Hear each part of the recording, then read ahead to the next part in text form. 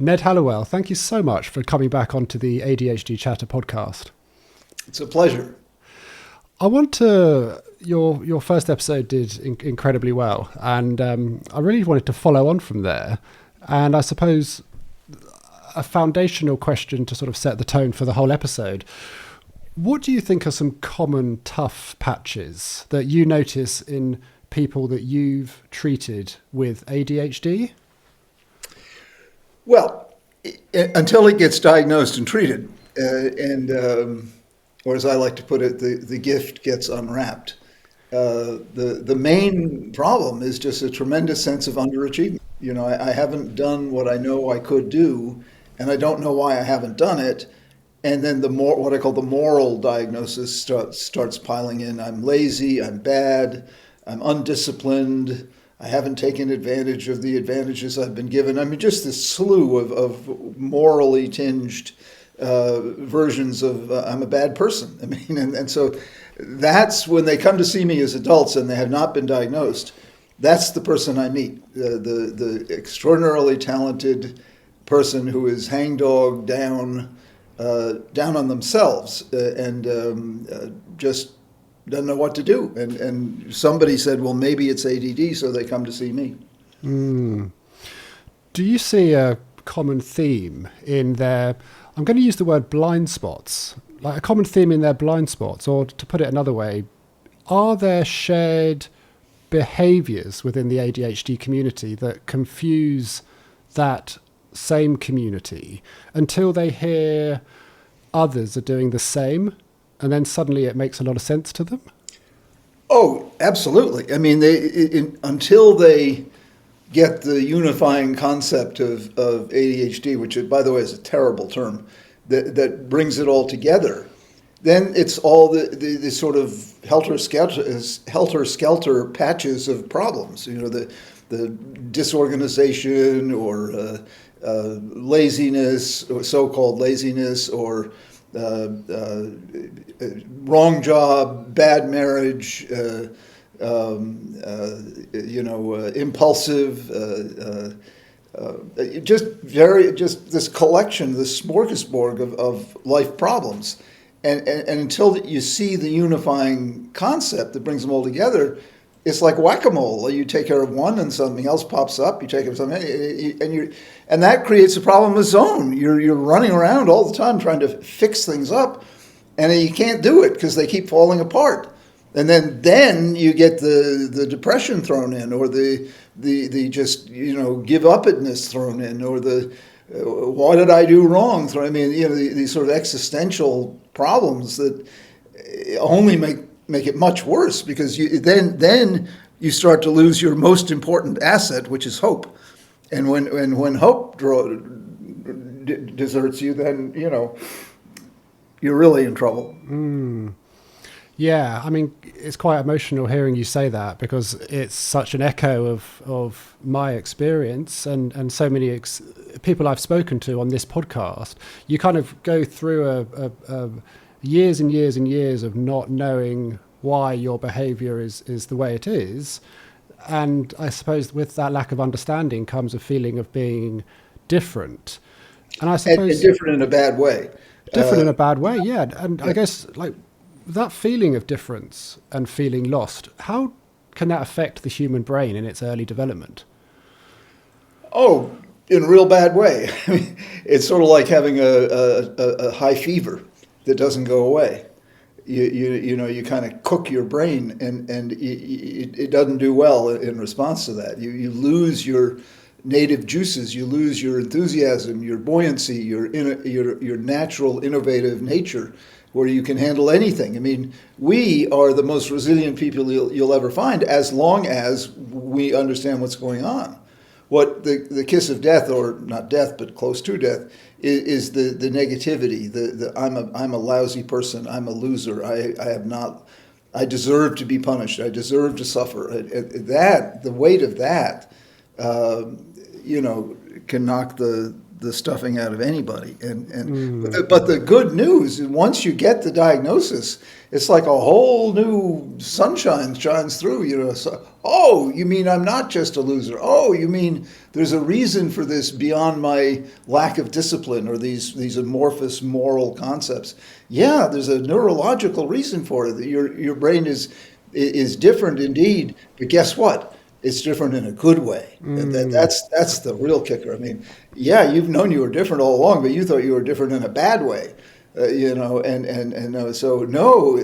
Truth is, if you manage it right, you're different in a really good way, and you have whoever invented the wheel, whatever that person had, you have, and it's what's really advanced our civilization from the invention of the wheel to where we are today, and it's all because of us.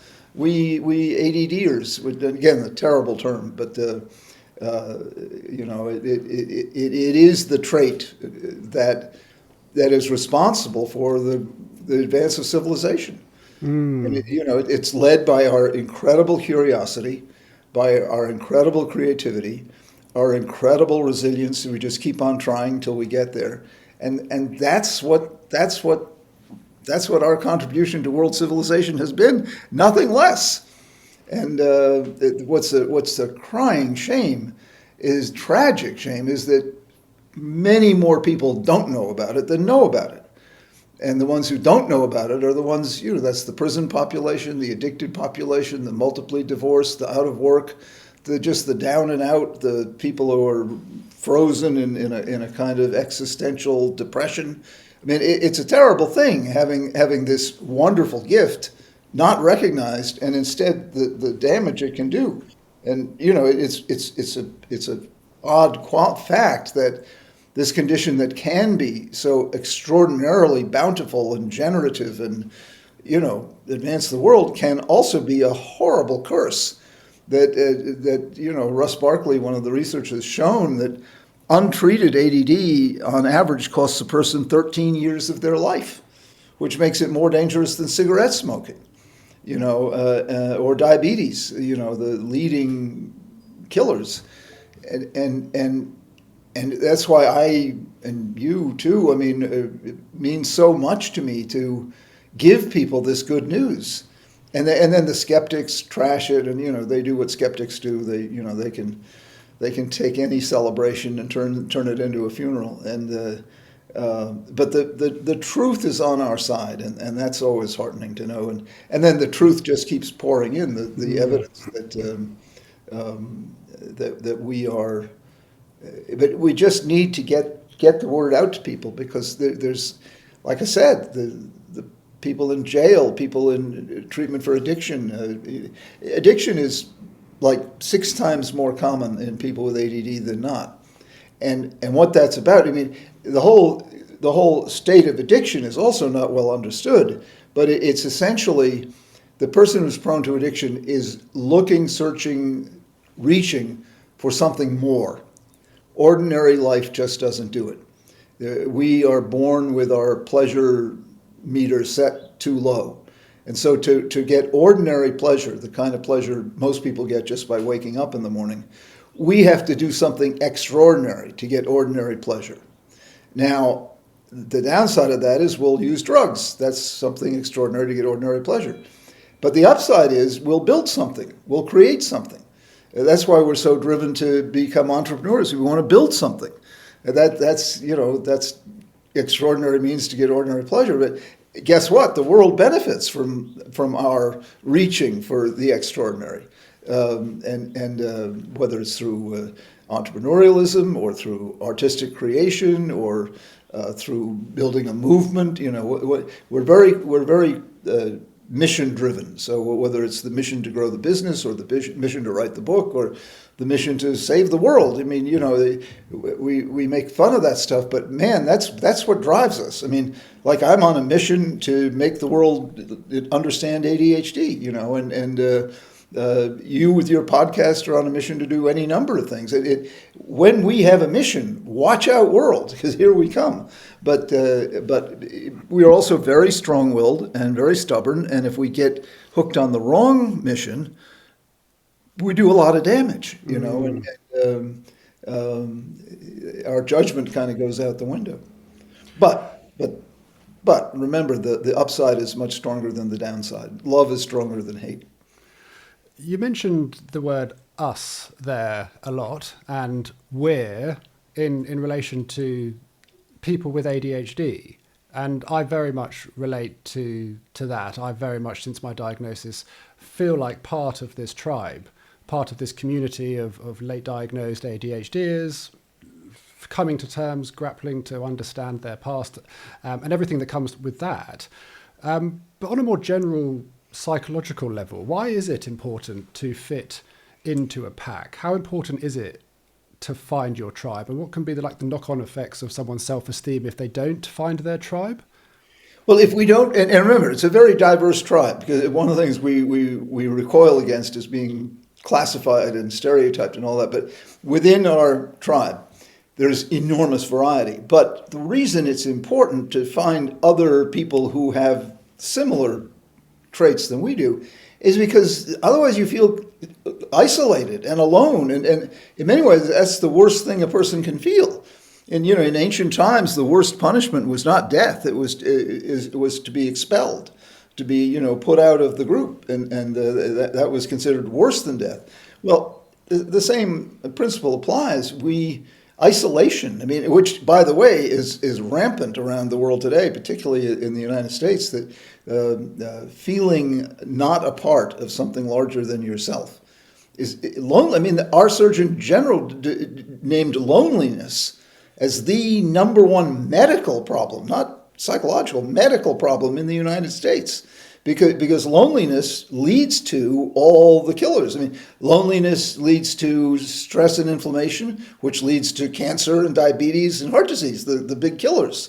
And, we associate loneliness with depression, which is itself a killer, but it's bigger than that. And the good news is loneliness is eminently fixable.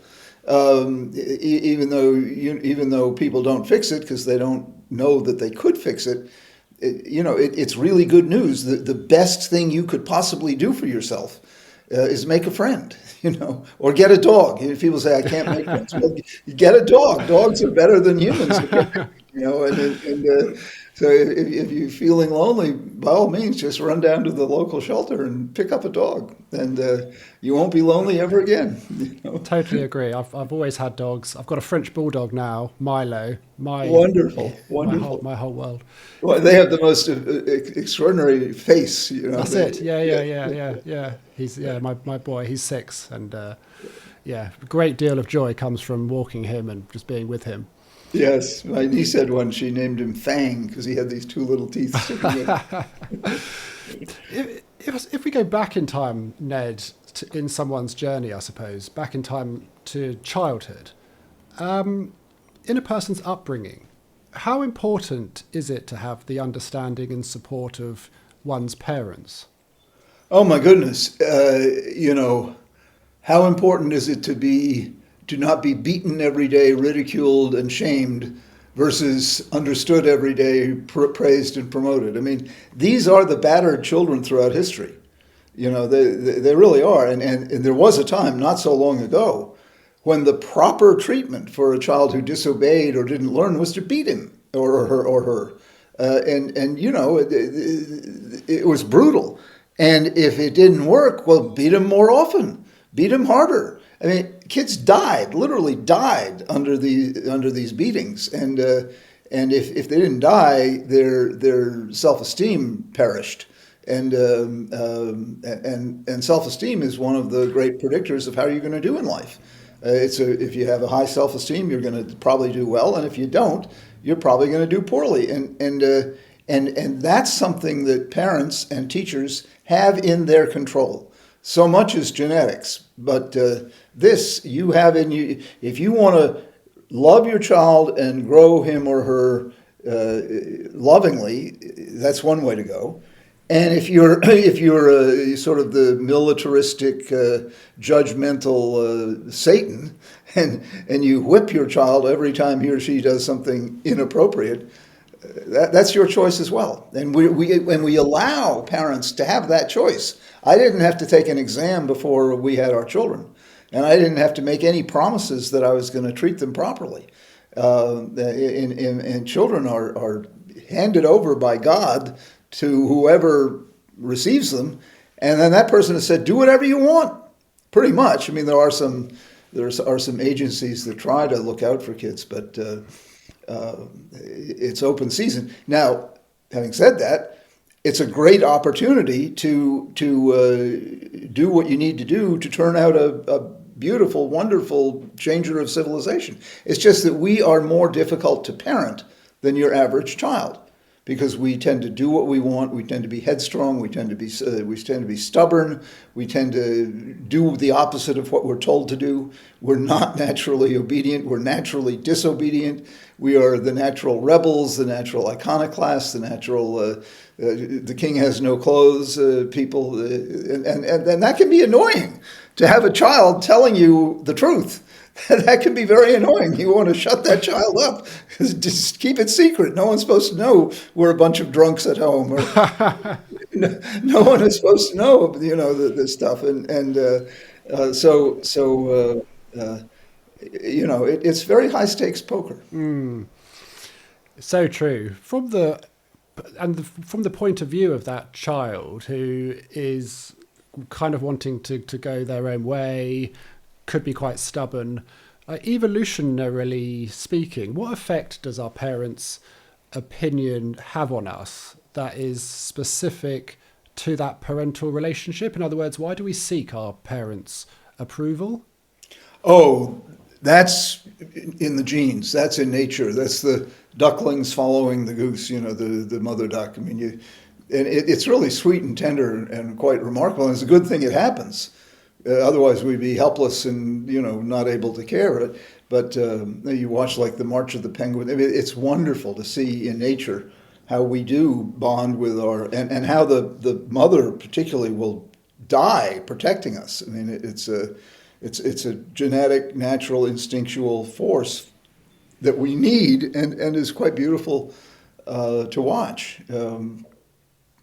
When it goes sour, then, among all animals, parents human parents have the greatest capacity and tendency to be cruel, to torment, torture their offspring. Most animals don't do that. If they want to get rid of their offspring, they abandon them or eat them, and they do that to offspring that are not going to survive. But humans, we're given carte blanche, and if the child keeps us up awake at night, we go in and smother him and say it was crib death or something. The amount of absolute torture of children that people get away with is horrifying. And what to me is horrifying, that it is within human nature to do that. And that's why I always worry when people pretend it couldn't happen to them. We all have a Nazi residing within us. It's a matter of, those German people, they were not alien. They were very much human. And they bought into the whole, I worry sometimes in our country we're doing the same thing, but they bought in knowingly to the most horrific program of socialization that you could ever imagine. And so it's within us, we creative ADDers, to come up with that kind of stuff. So it's not just devils out there that come up with it, it's us. And how we use the extraordinary, the thing that we have that sets us apart from everybody else, that is our most distinctive, most powerful, most amazing tool that we've been given, is our imagination. Well, this imagination, yes, can lead to the development of all this incredible technology and so on and so forth, but it can also lead to despotism. It can lead to new methods of torture. It can lead to new methods of mind washing and horrible stuff. Comes out of the same faculty, imagination, that we have more than anyone else has. So we gotta number one, not only recognize it, but then learn how to use it wisely.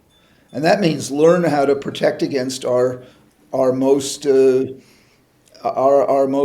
dangerous aspects. Like in my own case, I'm incredibly gullible. I'll believe anything. And I have to watch out for that. Fortunately, I have people around me who say, "No, Ned, you're getting carried away. That person is really a bad guy." Because I can't recognize it. My natural tendency is to trust and believe and follow. And as much as I have another tendency to disagree and oppose, I have the other. Everything about us is matched pairs of opposites. We're all Beauty and the Beast. We've got a beauty part and a beast part, and we're in trouble when we pretend we don't have both. The ones who are very down on themselves, they've lost touch with their beauty part. They've lost touch with their assets, and the ones who get carried away and do bad things, they're the ones who fall in thrall of their beast side, because the beast is very compelling. Causing pain and hurting people is fun at a certain level, because it allows us to exert power over chaos, and that's always rewarding. Now, if you're doing it in a way that causes great suffering, you hope you have this faculty called a conscience that will pull you back from doing that. And then there are those weird, horrible, despicable, dangerous people who have no conscience. Zero conscience whatsoever. They have carte blanche to do whatever they want in this world, take advantage of everyone and everything, and cause unlimited pain and suffering. And then you hope that those of us who have a conscience will stand up and say, no, you can't do that. It's a sad day when people who see what's wrong don't have the courage to name it. And unfortunately, we're seeing that in the United States all the time. What is the line? The best lack all conviction, and the worst are full of passionate intensity. That's from Yeats, your poet over there.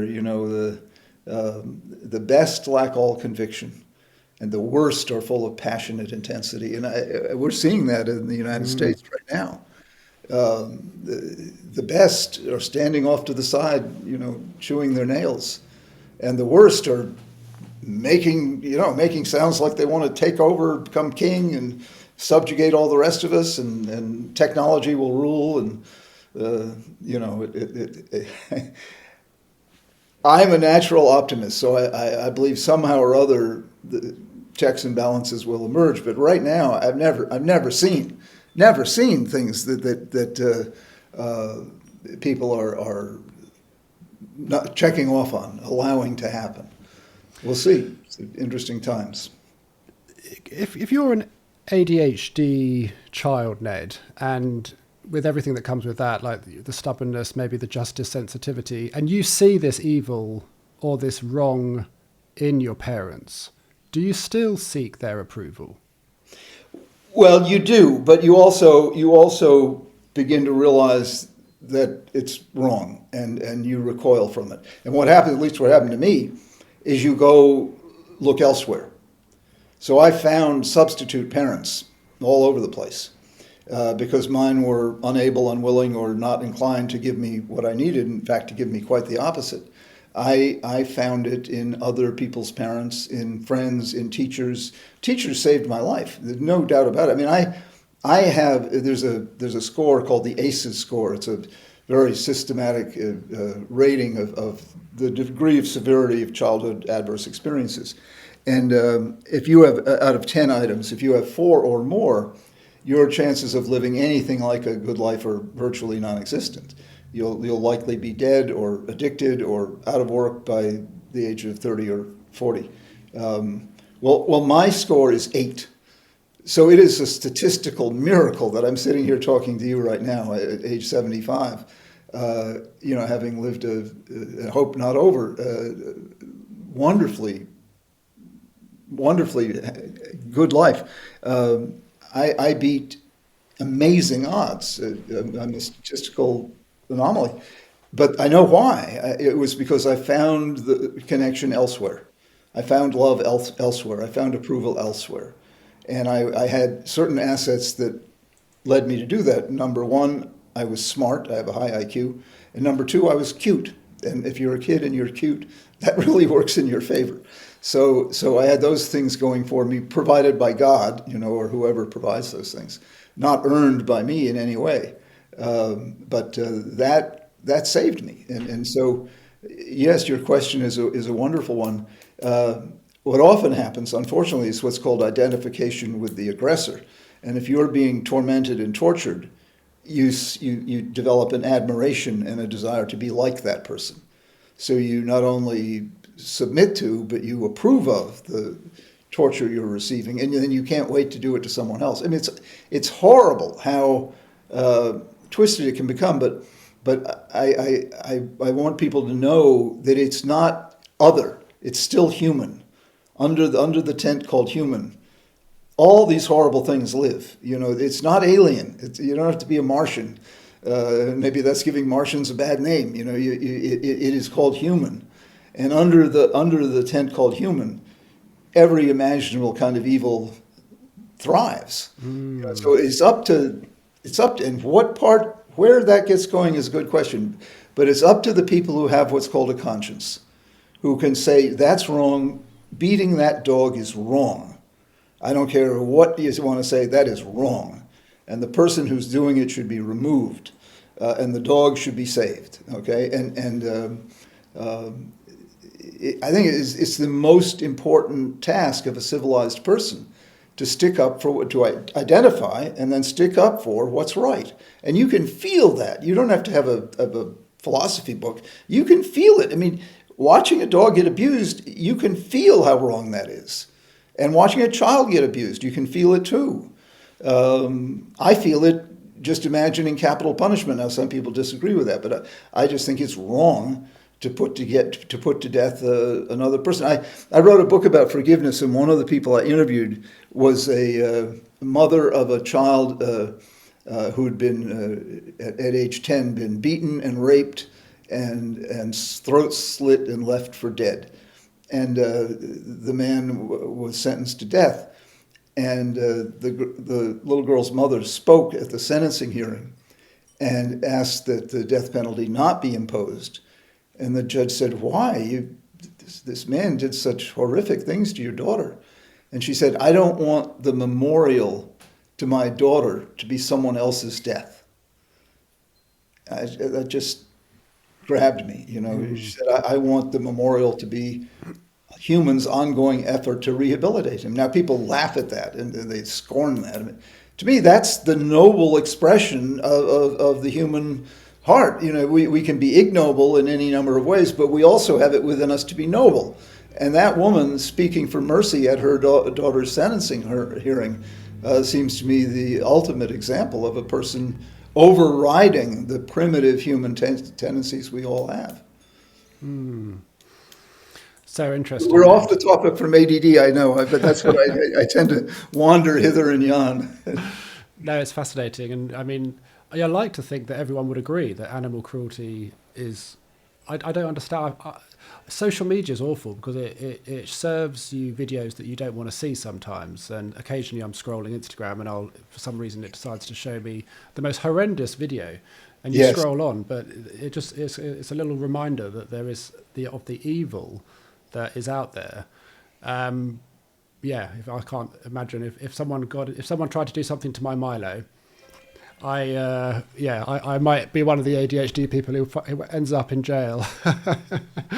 I'll tell you what, Ned, I think going back to the finding support elsewhere outside of your family unit, if you are a child who's going elsewhere, an ADHD child going out into the world, trying to find support elsewhere, what sort of comments do you think that child could encounter from a neurotypical who doesn't emphasize with the neurodivergent brain, and how might that stifle that kid's development? Well, we see it every day, and what we get is most people saying, "Cut it out, shut up, conform. Can't you get with the program? Can't you clean up your act? Can't you be like other people and not cause a disturbance?" And that's what most people will do. Now that the ones of us like me who luck out bump into someone who says, "No, I kind of like you the way you are," and let's see if I can't help direct you in a direction that will prove fruitful as opposed to self-destructive. And you know, those are great people called teachers, guides, wise people, whoever they are out there. Is all I'm saying. Not everyone is a rigid, judgmental, you know, on the sadistic side, adult, and we do need some of those people to make the trains run on time. But fortunately, there are enough people out there who have a heart and who do understand that the broad parameters of what should be considered acceptable, and as opposed to the narrow band that we call normal, which is, you know, human existence is so much wider than that band called normal. Shakespeare said, "There's more in heaven and earth than was ever dreamt of in your philosophy." The variety of human experience, it's wonderful, and what's a shame is that a lot of neurotypical, for want of a better word, are threatened by that, and so they want to stamp out. And there's something, another part of human nature that I detest, is we're scared of anything different, and so we want to stamp it out instead of learn about it, understand it, and meet it. The typical response is to stamp it out and maybe even put it to death. But we want to get rid of anything that's not quote unquote normal. And the real reason for that is we know we have it in us and it scares us. So we want to deny it within ourselves. Well, we can't quite get our head around that, so we deny it in other people and punish it in other people and expel other people. And we think in doing that we've purged ourselves, but we haven't. All we've done is made our group weaker. Because the difference is what strengthens us. And America right now expelling all these people, they don't realize that we're weakening ourselves. Our country was built by immigrants and is made up of immigrants. And to start systematically expelling them, I mean, sure, we got to make sure they're not ripping off the system and all that. But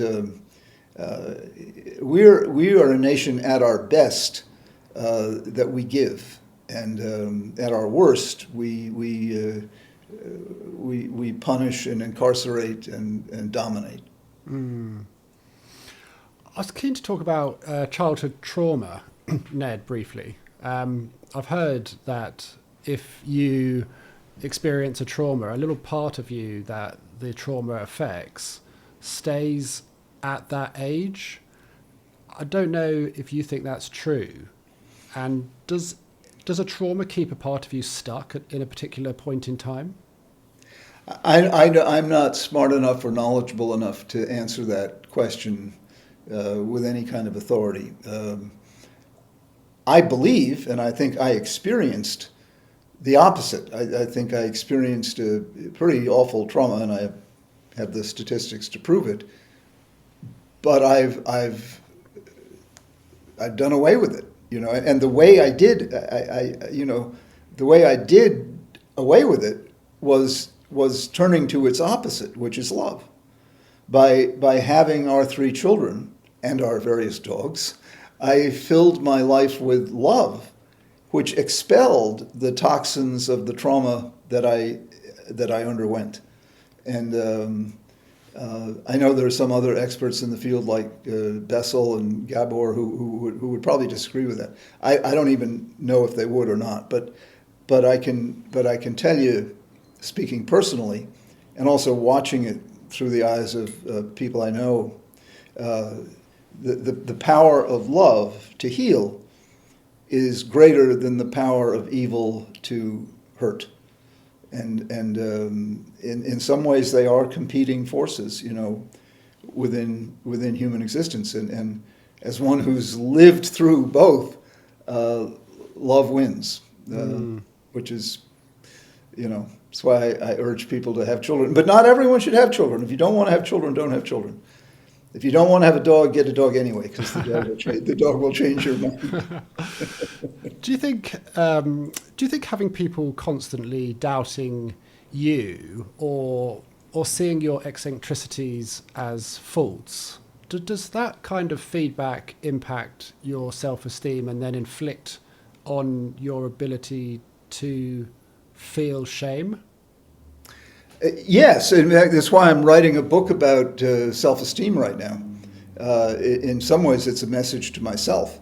The title is "You're Better Than You Think You Are," and like I say, it's a message to myself, but it's a message to the many, many millions of people out there who don't know how good they are. They sell themselves short for various reasons, but the message is just what the title says. The fact is you are better than you think you are. So let's open your eyes to that and get past the kind of magnetism that self-hatred can create within you. You keep drawn to the negative version of yourself. You claw your way up to a positive version, then the negative version comes in and pulls you back down again. And you're constantly having to claw your way up from the negative view to a positive, then you're pulled back down again, and then you claw your way back up again. And what I'm trying to do in this new book is just provide better methods than just clawing, better methods than, that accepting as your default position that I am a worthless person. Now, remember, I started going to church. I was Episcopalian, Anglican in your terms, in the 1950s. And every Sunday I would say in church, I have erred and strayed like lost sheep. I have done those things that I ought not to have done. I have not done those things that I ought to have done. And there is no health in us. No health in it. It didn't say that. Affirm that weekly. You don't have to think too hard where our negative version of ourself might come from. That we are fallen. I mean, that's the whole thing, that we are fallen, and then we ate from the tree that we shouldn't have eaten from, and that's original sin, and that's why we're so flawed. And you look at all the religions, they come back to that. All the Christian religions, they come back to that over and over again. So in some ways, we're taught, and we recite as our holiest of holy prayers, that our fundamental wretchedness, our fundamental unacceptability, and I take issue with that. You see, I think the real message of the God I worship is love, and you love yourself. Don't abase yourself. Sure, recognize when you've done something wrong, but don't say there's no health in me. I mean, there's got to be some health in me, otherwise I wouldn't be striving to help other people. I mean, so to insist in a prayer, nonetheless, there is no health in me, that seems to me a real distortion of humility. And it turns it into some kind of if not self-hating, self-negating creed. Shame is such a big topic. I always hear that word from every guest on my podcast, and it encompasses so much. But I'd be fascinated to know how would you define that word? And do you think that feeling serves some kind of purpose? No, I think it's terrible.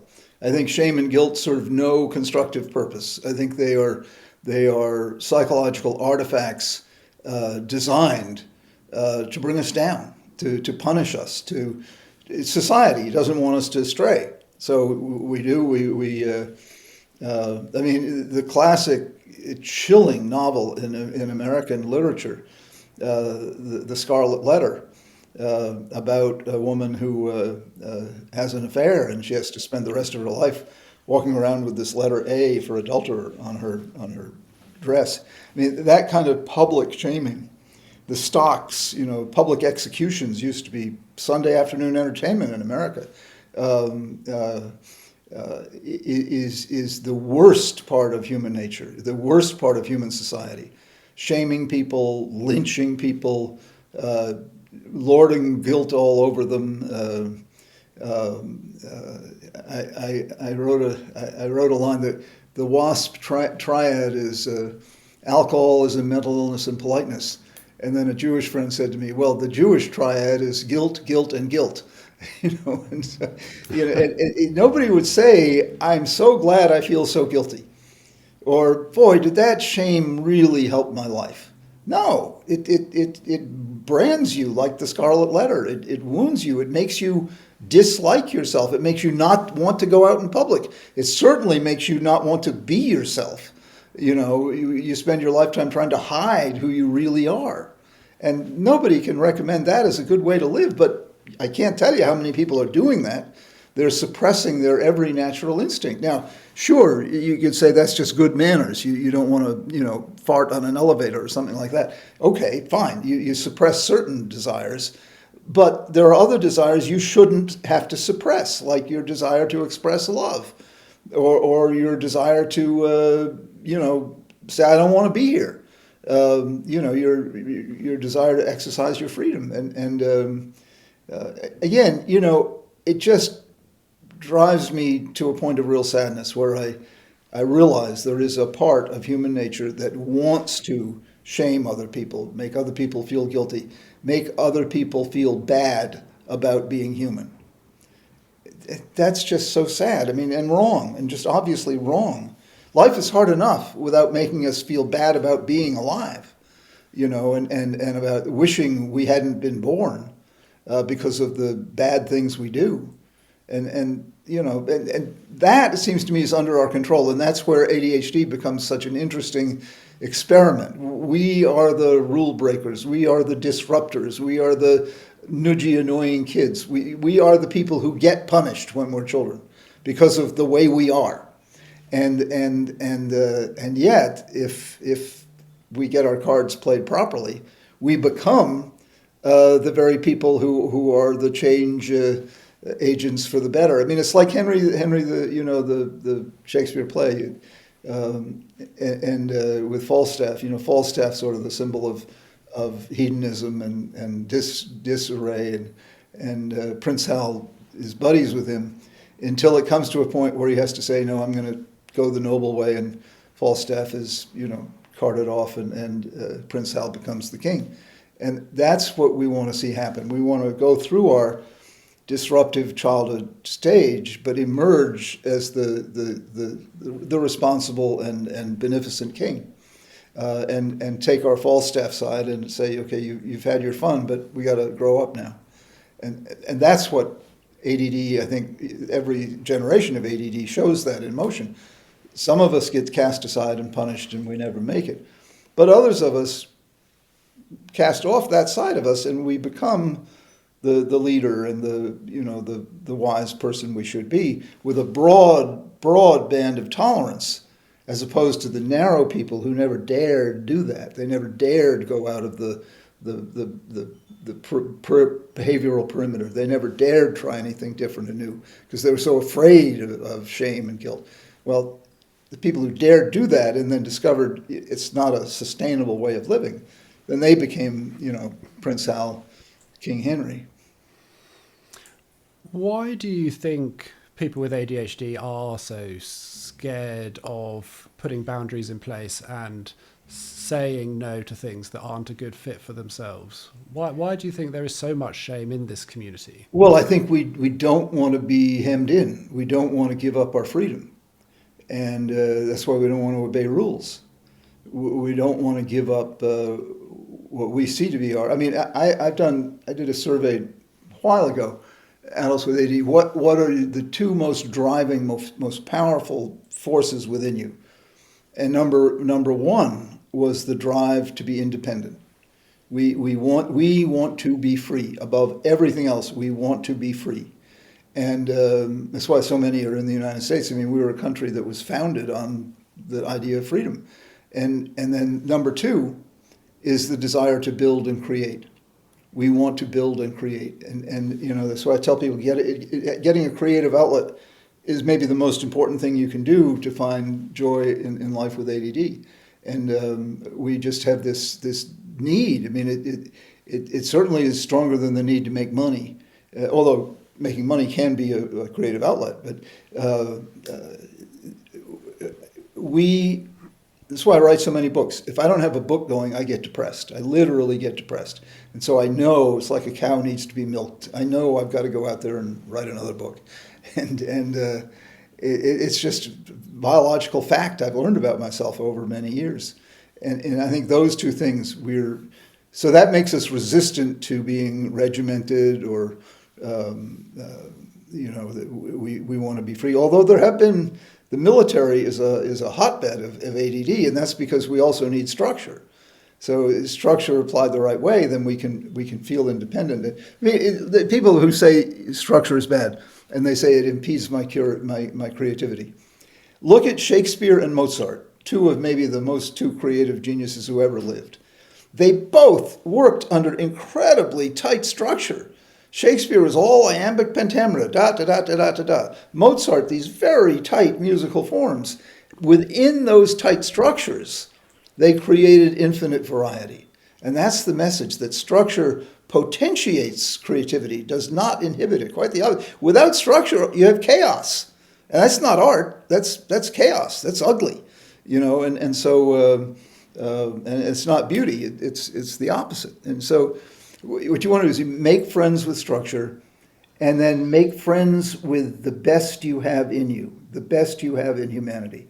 And try always to side with that. Everything we do will be ambivalent. Everything. There's two sides to everything. But side with the side of you that wants to live, basically. Side with the side of you that says yes to life.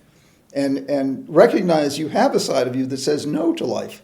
But try to keep that one in abeyance. Don't try to make it go away, because you can't make it go away. You make it stronger by trying to make it go away. That's the failure of willpower and inhibition. Just strengthens the other side. But if you can side with the affirmation and recognize, but don't give power to the denial side, the destructive side. Can structure be forced upon us? And oh yes, that's called dictatorship. More internally, I mean, for example, if you've got a project during a week, but you haven't got structure, you haven't got a work schedule, so you don't do it, you procrastinate, but then it gets to the night before the project's due, and suddenly the structure is forced on you because it's due tomorrow, so you do it. And I know we spoke last time that the adrenaline kicks in, it's the last minute rush and you get it done, but is there an element of structure coming in here? You're forcing structure, you're putting it in the picture, and therefore it creates the compulsion to start? Yeah, you're self-medicating with adrenaline. And it works, but it's not the best way to do it. You're stressing out your system. You're resorting to an extreme measure to do something that you could do naturally. If you were willing to work with a coach, for example. If you were willing to put yourself on a schedule that wasn't, over the top, hard driving, type A kind of thing, getting it done like a ramrod. If you could learn a different method, you'd do it even better, and it would be more sustainable. Some of these folks die of a heart attack early on because their system just can't take it. Even though they may say they like it, they fall in love with the high energy, high intensity life, but it's not really sustainable. Mm. What about impulsiveness, Ned? That's the impulsivity creativity is impulsivity gone right. So your impulsive side is very valuable. If there were no impulsivity, we basically define it as acting without reflecting. Fire, ready, aim. And everyone says, that's very bad, that's very bad. And in my own life, it's illustrated by the fact that I can't tell you how many women I asked to marry me on the first date. This is fun, let's make it last forever. And fortunately, they all were smart enough to say, it's a little bit too soon. But, new ideas don't come on demand. They come unbidden. They interrupt your train of thought. They come in the middle of the night. They come in the middle of a conversation. They jump out.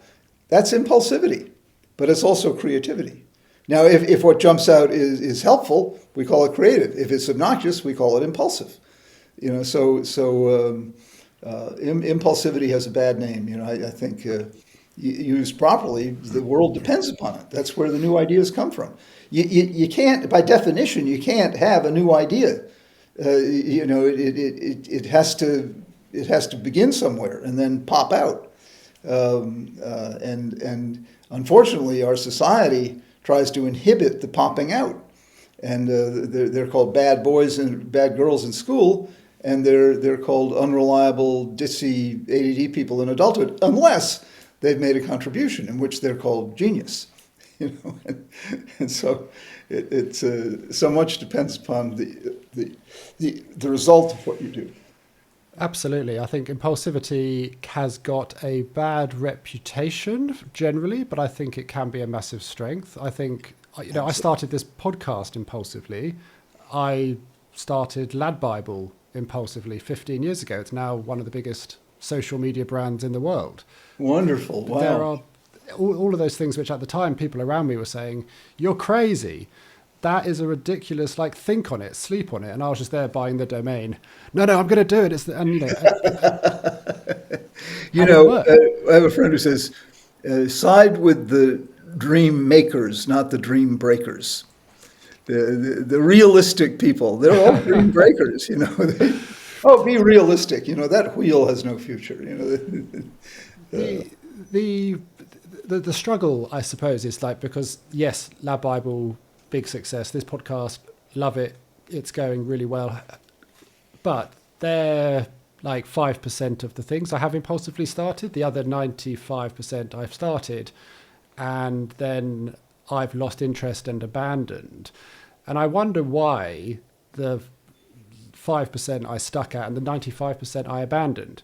And I always ask myself, when I start something, when I have that initial excitement, am I acting on short-term dopamine, or is this thing a true interest that is connected to my core? Because when it gets hard, which it will, whether that's a new business or a new relationship or a new job, if it's not, then I will quit. And I think that's so interesting because I reflect on my own experience, and the more I think about ADHD, it's I don't think it's a deficit of attention, because when I become interested in something, there's so much attention towards that thing. For me, it's more of a deficit of self-awareness. And the more I try and flex that, because of all those years of pretending to be someone that I'm not, and, wearing the mask, I didn't know who Alex was. So when an opportunity came into my now, a new job, a new relationship, a new hobby, I jumped on that opportunity. I bought the domain. I got into that new job. But then the honeymoon period passed. And that's when I quickly found out whether it was a true alignment with my core interests and values. And 95% of the time it wasn't. So I guess my question is how, in that really early stage of excitement, and because I think so many people that's where a lot of shame and self-esteem issues come in, because you start a new project, you jump into it, and you tell a lot of people during that early stage that this is going to be your new thing, this is your new business, this is your new life's purpose. And then you almost hide from people because you don't want to update them that, oh, it's another business that I've abandoned. I'm a useless piece of, and you just feel so, in that early stage, how can someone tell if it's a true alignment to their core interests and values rather than just short-term excitement? I think you have to give yourself time. And one of the ways of giving yourself time is not telling anyone about it. Now, that's hard to do because we ADHDers, we like to share everything. We're just a bundle of enthusiasm. I'm going to do this, I'm going to do that. And then you set a big trap for yourself that you just pointed out. And then you go, what happened to that? Oh, I don't know. I had to let it go. And you feel ashamed because we do that. For every one thing we follow through on, we conceive of 100. That we might do, and then we tell people about it, and then we're stuck. What happened to that? Oh, that novel I was going to write. Yeah, I guess. And then we feel embarrassed, and so the only way to prevent that is not to tell. But telling us not to tell is like telling the sun not to shine. I mean, we're just natural tellers, but you're so right. I mean, for every one that makes it, many don't, and I think you just need to know that about you. And the other thing you can do is have somebody, a friend, a colleague, a spouse, a coach, whatever, who can help you keep it alive. Because with almost anything worth doing, there'll be a period of a dip where you think this sucks, this is stupid, I should walk away from it.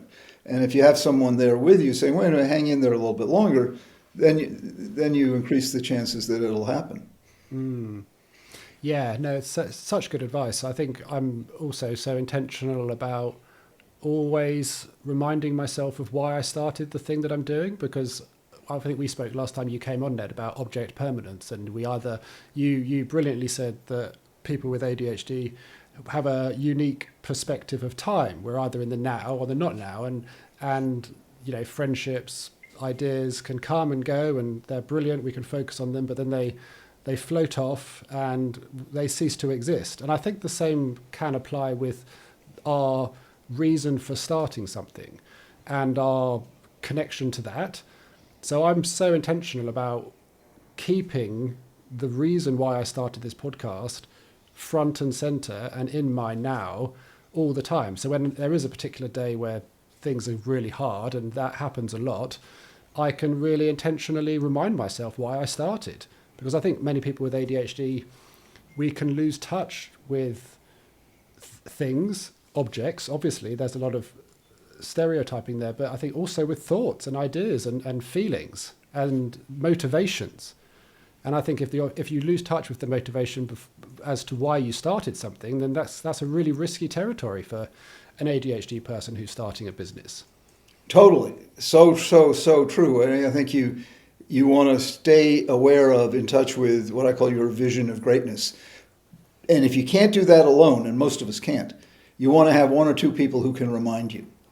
You know why you're doing this, Alex? Because you have, your vision of greatness. You're unwrapping your gift, whatever you want to call it, but something that will bring you back up to the level of wanting to do it. Because, there's a natural entropy, there's a natural tendency toward disarray of all of our projects. The minute we conceive of them, a part of them starts to disintegrate. And so you want to have that other person that, wait a minute, don't let it go away completely. Sure, that maybe it's not as Nobel Prize winning as you thought of it at the beginning, but that doesn't mean it's worthless. And hold on to it. And the transition, I think one of the most difficult transition ever made is the transition from what you imagined to what you create as reality. And that's a really tough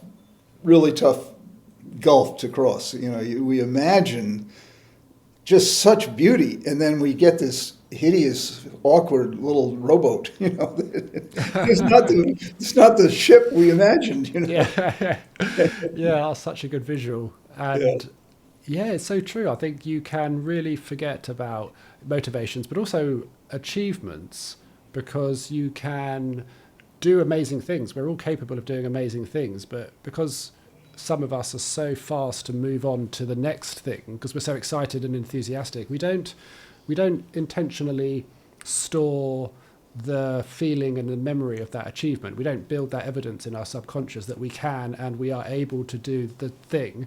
So when the opportunity comes to do the thing again, we don't have that evidence base to draw on, and we think that we're not qualified, or we think that we're the wrong person, they've asked the wrong person, this is terrifying, and call it imposter syndrome. But I think intentionally, and I suppose, do you have any advice on how somebody might intentionally celebrate those wins when they come?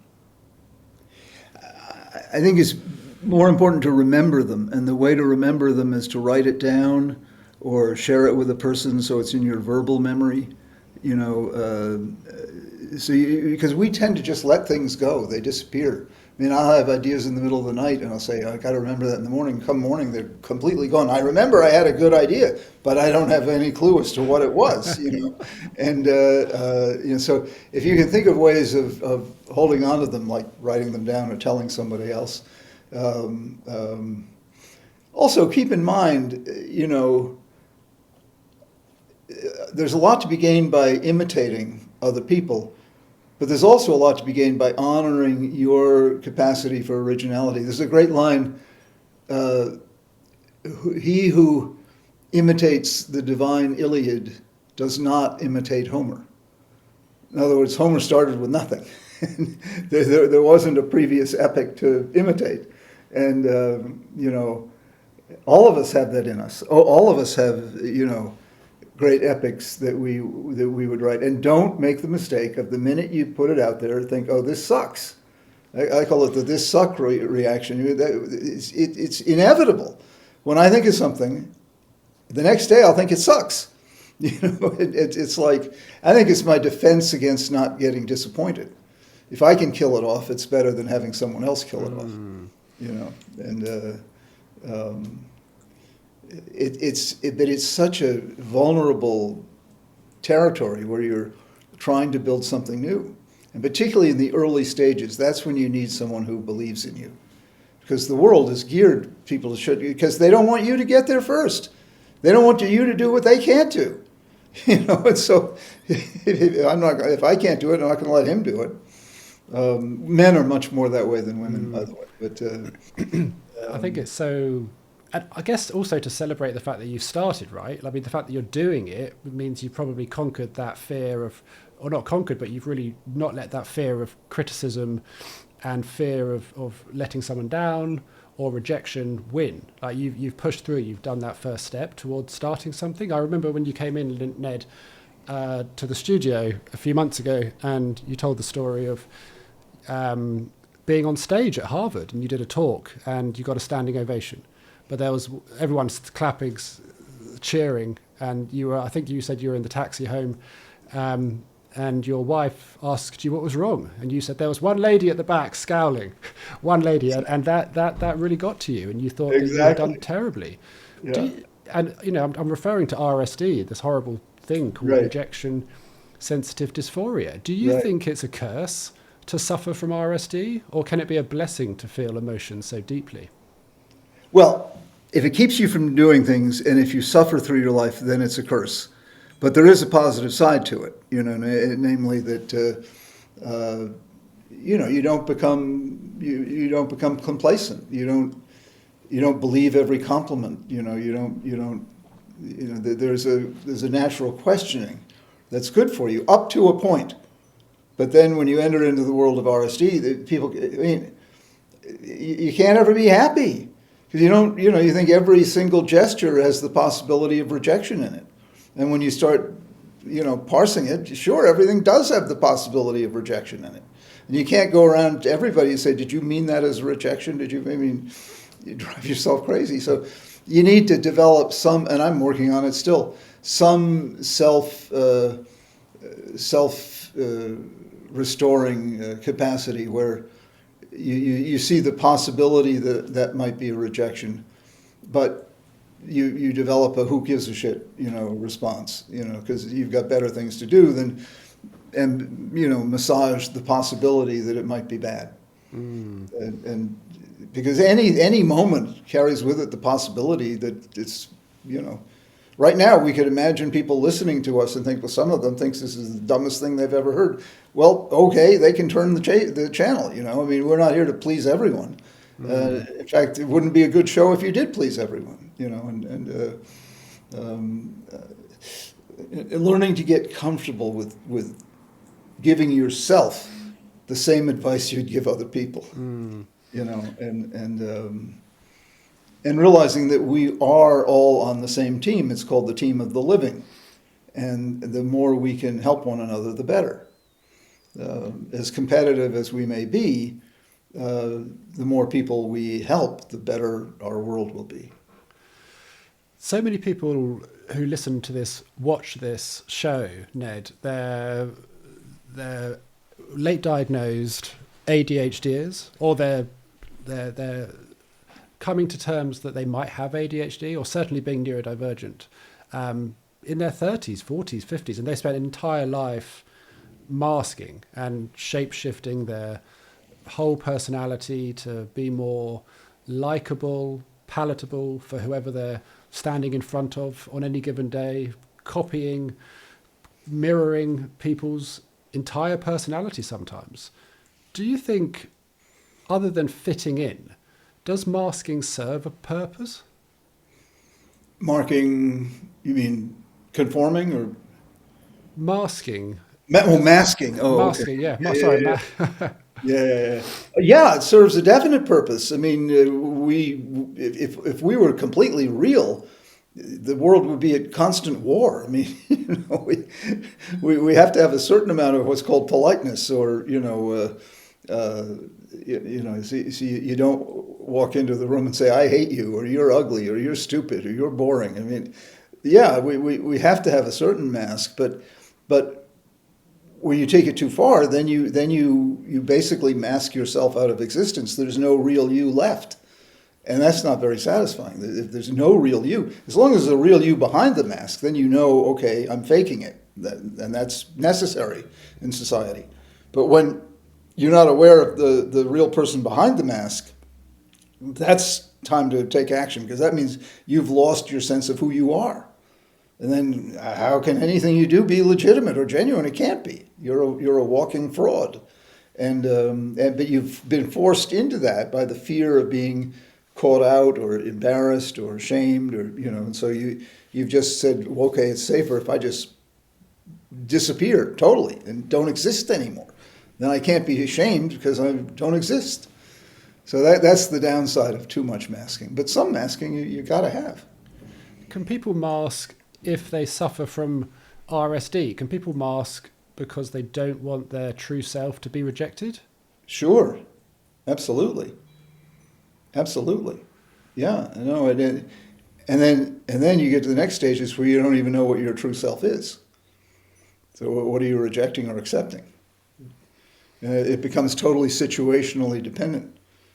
It depends who you're with and what your goal is and what you want. What would you say, Ned, to the female community? 85% of people who listen to this podcast are women. Really?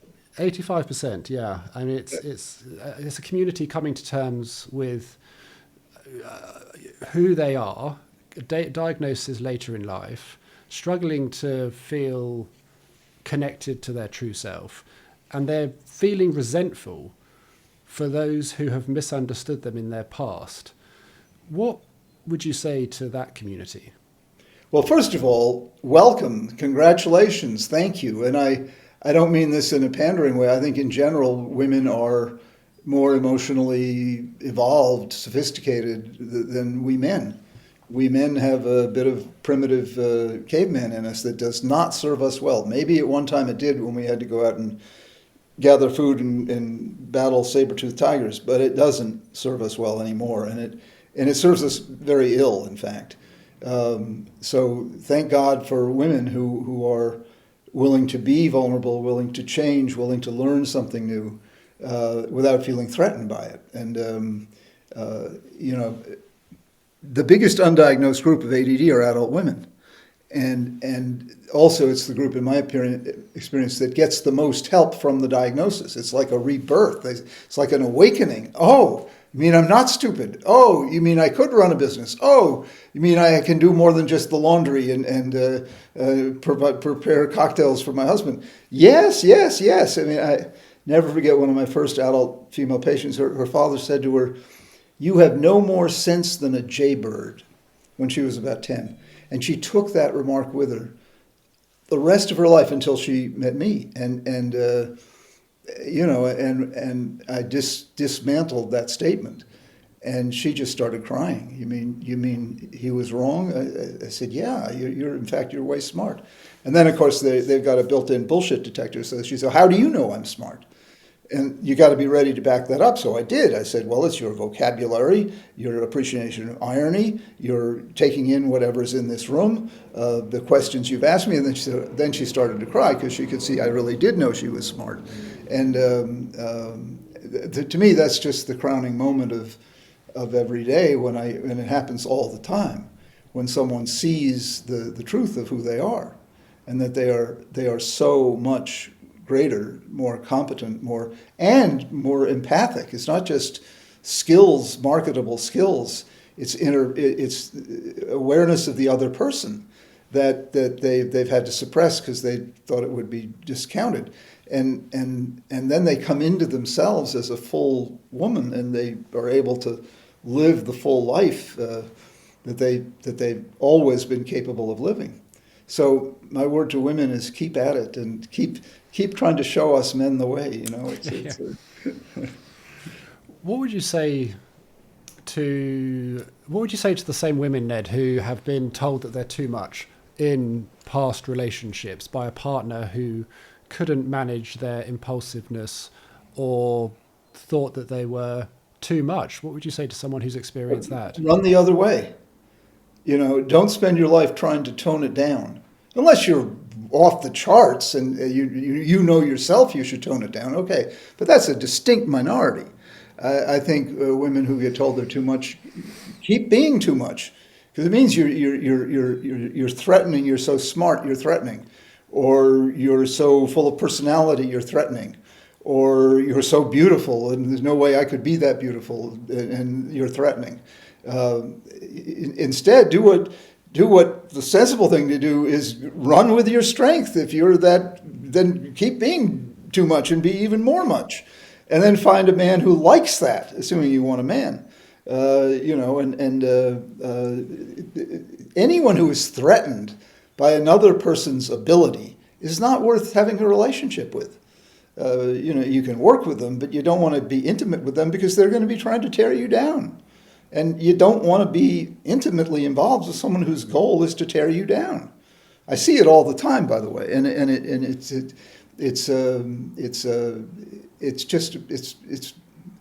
it's just bad for life in general to try to destroy a person's capabilities out of envy.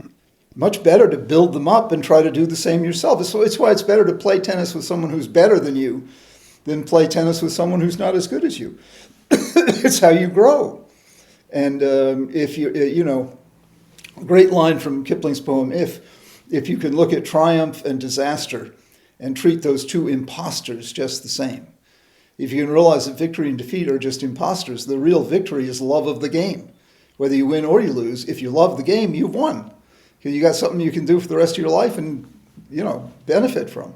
The people who can't stand to compete or wither in the face of defeat or gloat in the face of victory, they're the losers. Women have been massively let down, I'm sure you'll agree, by the medical community, particularly when it comes to ADHD. Like, so many women were just missed. Totally. They were diagnosed with depressed and anxious and put on SSRIs. Exactly. The injustice, it's a travesty what's happened. The whole lost generation coming forward now, having that amazing moment you mentioned with the phoenix rising. But do you think this built-up, pent-up feeling of misunderstood, getting a diagnosis later in life, can that manifest into anger and hatred? In other words, can you blame women if they are reacting to a diagnosis with visceral anger? No, I think you should welcome it and say, let it out. Tell me, please, how you've been fucked over. Pardon my language, but tell me how it feels awful to be misunderstood. And tell me about that, and tell me how angry you are about it, because you deserve to be angry about it. Don't think of that as somehow being a spoil sport, or no, it's legitimate, it's also finite. Someone can't go on a tirade forever. It's good to let it out. Okay, now let's get down to building. Now that we've done destroying and well-deserved destruction, now let's build. And the women are incredibly good builders. Once they get the rage out of the way, they're ready to go to town and work. They are. And I may be wrong about this, but my experience is men are really good at holding grudges, but women are not. They're able to let it go. Because they want to live. What's in it to hold a grudge? I mean, it's just saps your soul of its precious bodily fluids, And I think women understand that. They're ready to get on. Let's have the next baby. Let's do the next project. Let's build the next business. Let's not waste time in grudge holding. And men will dedicate their whole life to holding a grudge. I mean, Moby Dick or whatever, it's and revenge is such a stupid thing, and it penetrates. When someone says, I demand justice, what they're really saying is, I demand revenge. I want that other person to hurt as much as I hurt. And somehow or other, that satisfies their scale of what things should be. No. Confucius said, if you go down the road of revenge, first dig two graves, revenge is like drinking poison and expecting the other person to die. It's just so stupid, and yet I wrote a book about forgiveness and it didn't sell much. And I think if I write another one, I'll call it Get Even. And that will fly off the shelves, Gosh, that's so funny, Ned. Have you ever experienced people with ADHD in your practice that are so overwhelmed that they just can't function? And if so, is it usually entirely the ADHD, or are there other things at play? Oh no, it's the multiplicity. I mean, first of all, ADD rarely occurs by itself. I also have dyslexia, for example. Most people with ADD either have dyslexia, anxiety, depression, substance abuse, just bad job fit, bad marital fit, or whatever. So there's usually, almost invariably, other things playing in. And so what you want to do is develop a plan that takes in all of them. Now, it's usually the case that if you start with the ADHD, all the other things fall into place pretty quickly. And unfortunately, a lot of mistake American doctors make, and I'm sure it's true in England as well, is they start with something else. They start with the depression and anxiety, put them on SSRIs. What they need is the ADD treated, get focused, put them on a stimulant. And then usually they start doing better, so the depression goes away. And they start feeling more in control, less forgetful, so the anxiety goes away. So you've essentially, with one intervention, stimulant medication, and education about ADHD, you've treated three conditions. And the treatment first of the anxiety and the depression carries side effects that make everything worse. I mean, the SSRIs are cognitively dulling, so you get a little bit stupid. And they take away libido, or they can take away libido. And libido is such a positive force, you don't want to throw that away unless you have to. We don't often treat it the right way. But just you should know, if you're listening, that it's rare to see ADHD by itself. But the good news is, it's rare to see such a case that we can't help. When someone comes to see me, and my wife says I shouldn't say this, but I do, I tell people, I promise you, you will improve, 100%. I can't tell you how much you'll improve, but I can promise you, you will see improvement. And I've never not seen it happen. Sometimes it's incremental, tiny. More often than that, it's substantial. And you go from, sort of ruining every day to enjoying every day. And that's why I love my work. There's no specialty in all of medicine where you can make that promise. At least that I know of. Maybe I can't think of one. But and what makes that such a shame is that most people still don't know about it. And even worse, people who don't know anything about it make pronouncements as if they did. Family doctors are the worst offenders. Oh, that's not ADD. He doesn't know ADD from a hole in the ground, but he talks as if he did. And that means a lot of people. And the other prime offender are teachers. They think they know what it is. Oh, that's not ADD. And they just have wrong notions of what ADD is. And if they understood it, they would line up to sign up the kids who have it, because those are the kids who will give them the great reward of making tremendous progress. So interesting. I think when I'm doing a talk and someone asks me what is ADHD, I say, well, it depends who's asking, or it depends who you're asking. If you're asking a doctor or a psychologist, they'll say that it's a neurodevelopmental disorder characterized by traits of impulsivity and forgetfulness and disorganization. But if you ask someone who's actually lived with it, then ADHD is a lifetime of being told that you're too much and you're too sensitive, or that you're not enough, and not understanding why you're so sensitive to rejection, not understanding why everyone else seems to just be gliding past and making progress with ease, but for you, things are so tough. I think the DSM-5 doesn't account for so many of the emotional knock-on effects of the executive function challenges that we can face. Totally. People come to you, Ned, and do you, just off the top of your head, and I know it's not an easy question, but have you got like a list of behaviours, eccentric behaviours, that if there are some undiagnosed people listening and watching, it might help them put two and two together and seek an assessment? Well, for adults, the lead symptom is a feeling of underachievement. I haven't made good on my promise. And you don't know why. You've been told most of your life that you haven't worked hard enough. But you know that's not true. You know you've been working your ass off. You just haven't got the result you've been looking for, and you don't understand why. And so you buy into the notion that you haven't done something enough, worked hard enough, applied yourself, taken Chinese, or whatever. You blame yourself, and usually in terms of lack of effort and discipline.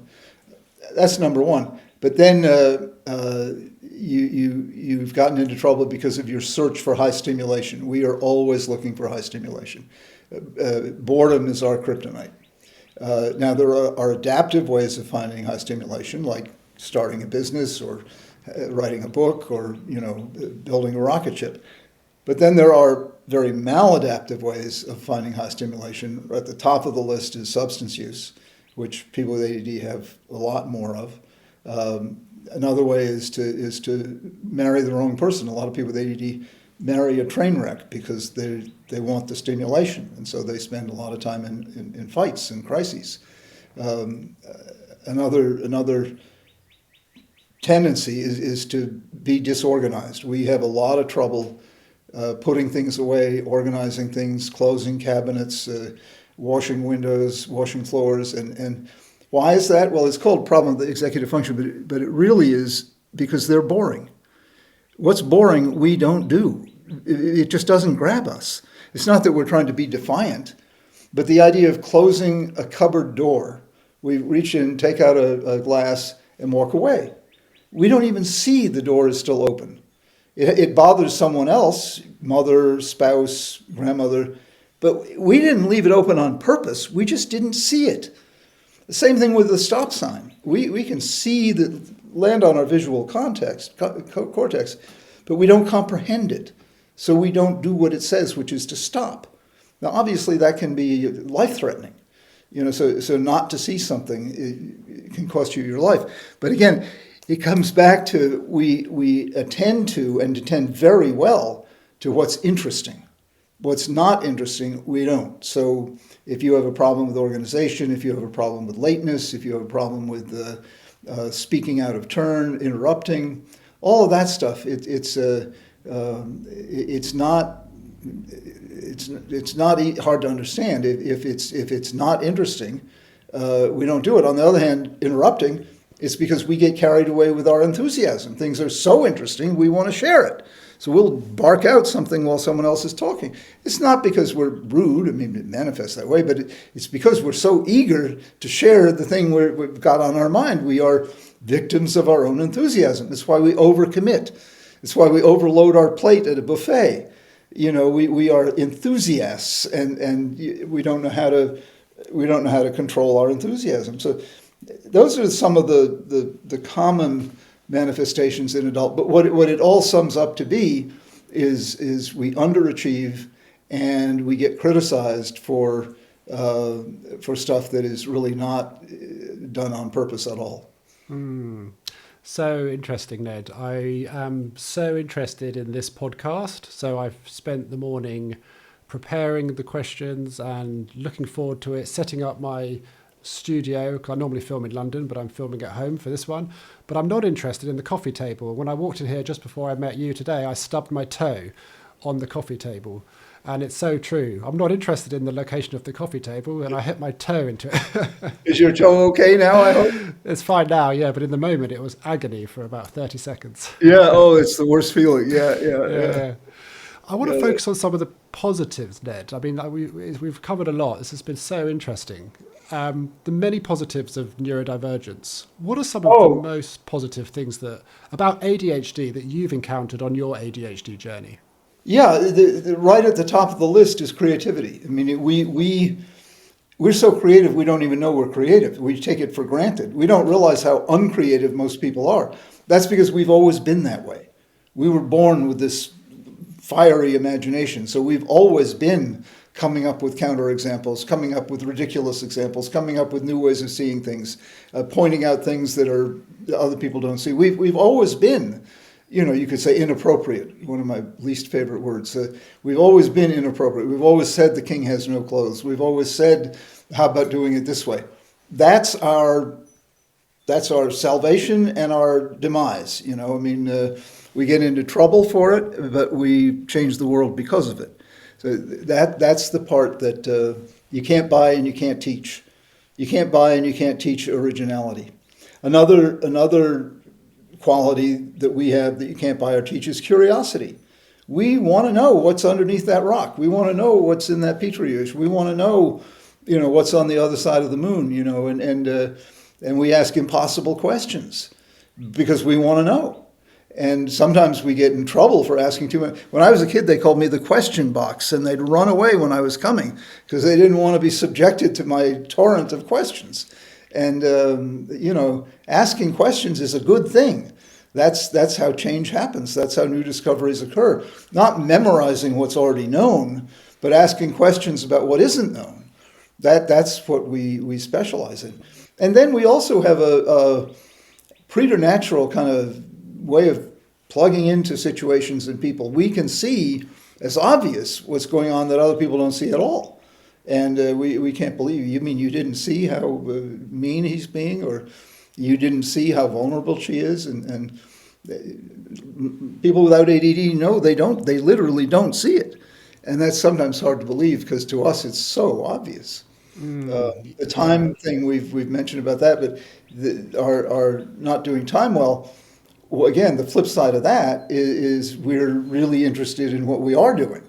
So it's hard to peel us away. Another point about ADD, for every option, there's an opposite option. And for every motion, there's an opposite. So it's many pluses plus their minus, like the one everyone knows about, distractibility, impulsivity, and hyperactivity. Well, the flip side of distractibility is curiosity. And the flip side of impulsivity is creativity. And the flip side of hyperactivity is energy. I'm 75 years old, and thank God I have this turbo pack. And then you go down the list, and wherever you find a beauty, there's a beast. And try not to disavow either one. Take advantage of the beauty and limit the damage done by the beast. And ultimately, be glad of who you are. I mean, that's when, you're better than you think you are. And society has a terrible way of taking everybody, but particularly people with ADD, and making them feel ashamed of who they are. And gosh, I hate to see that because these are wonderful people. And there's nothing quite as exciting as taking someone who thinks they're useless and working with them to the point where they exult in who they are. And it doesn't take that long because what it really takes is sequential measures of success and setting them up to achieve that. Yes, it's so interesting. Being super aware of the surroundings and other people's intentions. You can spot someone's true judge of character. You can spot someone's true intentions before many other people. And when you can spot a hypocrite a mile away. You can almost smell him a mile away. It's the little flicker of the micro facial expressions that so many people miss, but we pick up on. It doesn't go over our heads. No. And what's particularly, I mean, we hate those people. At least I do. I hate someone who's trying to fool me into believing they're someone they're not. And politicians are the worst offenders. But I'm gullible enough as it is. You don't have to try to deceive me. To get your gain. But you're so right. We can see through people in a second. It's a big lesson when I was 15 years ago, Ned, I started a company which was going really well, and I actually needed help. So I got into business with these two people. And I remember the day I met them to sign the paperwork, my intuition was screaming at me saying, these two guys are not on your side. Don't sign this bit of paper. But I didn't listen to it. I didn't trust my gut. I got kicked out of the business. It started a 5-year court case that nearly killed me through drinking alcohol. I've told this story on other podcasts, but it's such a big example of like that intuition, that judge of character is there. You just have to be brave enough to trust it and listen to it, like especially in situations like that where the people pleasing versus the internal ability to spot that person's a wrongin. On that day, I should have listened to it and I should have said no. But because I was such a people pleaser and so scared of confrontation, I didn't say no. I signed the bit of paper that I shouldn't have signed, and it triggered a massive legal battle for me that nearly cost me my life, all because I didn't have this awareness that I was living with ADHD at the time. And also, you were so eager for the good outcome. You know, it's not just that you had a vision that you wanted to see come true. And you didn't see the fourth flusher in the people you were dealing with. Yeah. I spoke to your friend, Ned, recently, a brilliant man. You know him well, Winford Dorr. Oh, yes. Yeah, fantastic. He came on the podcast, as did you, in London. Very lucky to have him in the studio as well. And he wants to reframe ADHD to become vast. Yeah, that was what I put in my book, 2.0. That's it, yes. Yeah. Yeah. Remind me what VAST stands for? Stands for VAST. First of all, ADD is a vast condition, and I like to remind people that it's not just a series of discrete little things. But VAST is an acronym for Variable Attention Stimulus Trait. Variability is the hallmark of this condition. Attention and stimulation are two of the lead qualities, and then trait is to distinguish it from disorder.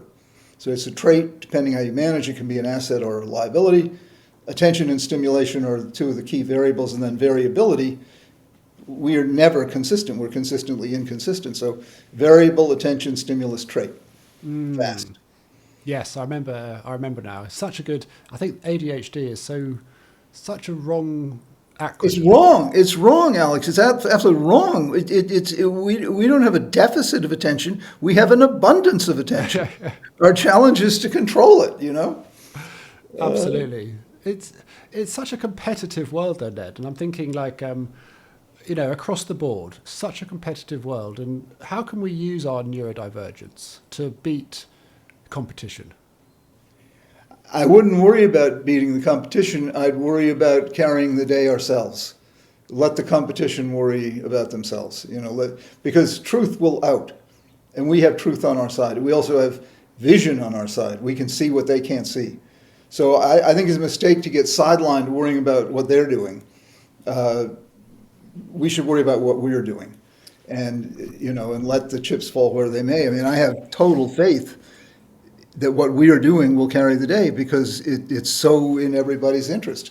And the ones who want to tear us down, have at it. I mean, go waste your time doing that. And I tell myself, don't get hung up, don't take the bait. Let them burn themselves out because that's what'll happen.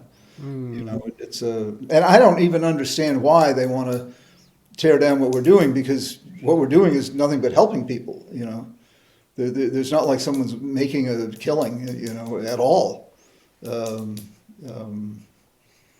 So I think just help each other out. It's a cooperative enterprise. You do what you do, I do what I do. The people who are trying to create growth in this world, keep at it. And we're the inventors of growth. We're the inventors of entrepreneurialism. We're the growth masters if ever there were any. This has been truly fascinating, Ned. I want to ask you one final question before we wrap up. And that is, if someone's listening or watching and they're thinking that they're thinking, I wish I didn't have this ADHD thing. In just 2 minutes, explain to them why they should thank God that they do have it. Well, because you don't know your own gifts. You don't know what you wouldn't have if you didn't have this condition. You're too aware of what you do have that you don't like, and that's why you wish you didn't have it. But you discount or don't even know about what you wouldn't have if you didn't have it. And what you wouldn't have is your vision, your creativity, your originality, your ability to see into problems and see around corners and see into people. You wouldn't have any of that. And so maybe you'd be on time more often if you didn't have it, or maybe your sock drawer wouldn't be as disorganized, or maybe you wouldn't blurt out inappropriate statements in the middle of a cocktail party. But really, does that matter that much to you? As opposed to what you do have that you take for granted: vision, imagination, tenacity, follow through, generosity. All of that. You wouldn't have that. You wouldn't have this glowing sunshine of imagination that you carry with you everywhere you go. You wouldn't have that. And you don't appreciate it now because you've always had it. Yeah. Yeah. Wow. That is truly amazing, and such a nice tone to end on. As always, Ned, as before, thank you. Thank you, Alex. Thank you for the great work you do. Precious your time is. Absolute honor to have you back on the podcast. And thank you so much. Me too. Thank you, Alex. Take care.